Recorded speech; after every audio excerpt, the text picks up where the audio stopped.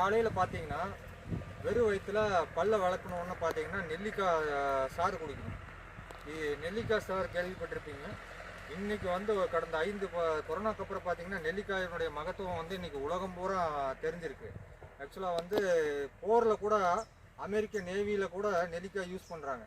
அந்தளவுக்கு பார்த்தீங்கன்னா அதில் ஆன்டி ஆக்சிடென்ட்னு சொல்லக்கூடிய உயிர் செறிவூட்டக்கூடிய சில விஷயங்கள் அதில் இருக்குது.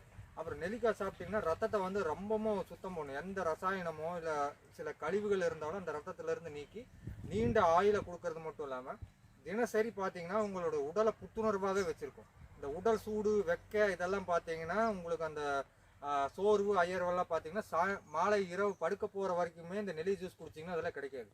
இந்த மரம் பார்த்தீங்கன்னா செரி நெல்லின்னு சொல்லுவாங்க. இது ஒரு வகையான நெல்லி. இதுவும் பார்த்தீங்கன்னா இந்த பண்ணையில் வந்து வச்சுருக்காங்க. சூப்பராக இருக்கும். அது சாப்பிட்டு பாருங்க.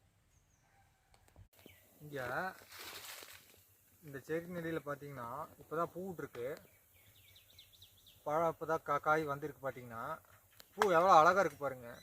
இந்த மகரந்தங்கள் பார்த்தீங்கன்னா அப்படியே அந்த போலன்ஸ் எவ்வளோ நீட்டிகிட்டு இருக்குது பாருங்கள்.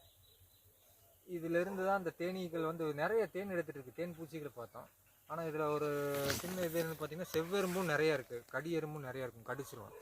இந்த தேனீக்கள் பார்த்தீங்கன்னா இதிலிருந்து தான் தேன், சுத்தமான தேன் கிடைக்கும். இது இந்த இயற்கை பண்ணை மலை பக்கத்தில் இருக்கிறனால பார்த்தீங்கன்னா தேனும் பார்த்தீங்கன்னா ஒரு அருமையான குவாலிட்டியில் வரும். மெடிசனல் ப்ராப்பர்ட்டி பயங்கரமாக இருக்கும். இந்த தேனெல்லாம் சாப்பிட்டிங்கன்னா சிரஞ்சீவி தான். நம்ம அவ்வளோ ஒரு வகையான மகத்துவம் வந்து இந்த மலை தேனிலிருந்து கிடைக்கும்.